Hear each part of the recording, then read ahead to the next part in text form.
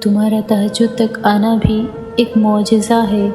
جو دعا تمہیں تہجد تک لے آئے وہ بھی ایک معجزہ ہے۔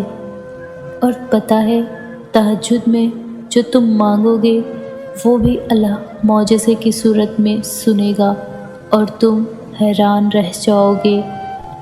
تہجد کی دعائیں جب نصیب کے روبرو آ کر کھڑی ہو جاتی ہے تب کچھ بھی ناممکن نہیں رہتا، تب چاروں طرف کن کی صدائیں گونجتی ہیں۔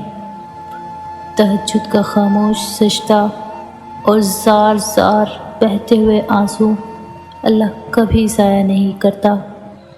تمہاری تڑپ دیکھ کر تقدیر کے فیصلے بدل دیے جاتے ہیں، تمہیں معجزوں کی راہ دکھانے کے لیے وسیلے بنا دیے جاتے ہیں، ناممکنات کے خدشات سے نکال کر تم کو تمہارے خواب حقیقت میں ڈھال دیے جاتے ہیں۔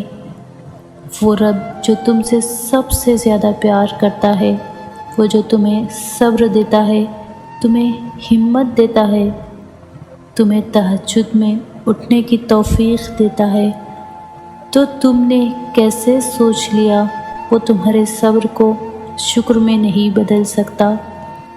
قبولیت اور معجزوں کے اشارے اللہ یوں بھی دیتا ہے کہ نہ تمہارے دل کو انتظار سے تھکنے دیتا ہے، نہ تمہاری زبان سے دعاؤں کا سلسلہ رکنے دیتا ہے۔ وہ دیر کر رہا ہے تو تم صبر بھی تو کر سکتے ہو، وہ فوراً نہیں سن رہا ہے تو تم انتظار بھی تو کر سکتے ہو۔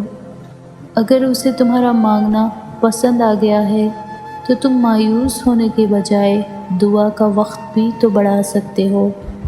تہجد کی ایک دعا ساری زندگی بدل دیتی ہے۔ نصیب ہار جاتا ہے تہجد کی دعاؤں کے سامنے۔ اے میرے اللہ، میں تیری ہی محتاج ہوں، تجھ ہی سے مدد مانگتی ہوں، کیونکہ مجھے یقین ہے کہ تو ہی میری حاجت روائی کرے گا۔ جیسے وہ رب سجدے سے پہلے تمہیں دعا کرنا سکھاتا ہے، ویسے ہی وہ تمہارے مانگنے سے پہلے قبولیت کے وسیلے بناتا ہے۔ بار بار اسے پکارو، بار بار جھولی پھیلاؤ، تاکہ وہ کن فرما کر تمہاری فرمائش پوری کر سکے۔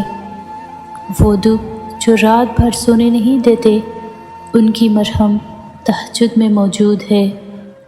وہ محبت کس قدر پرخلوص ہوگی جسے تہجد کے سجدوں میں مانگا گیا ہوگا۔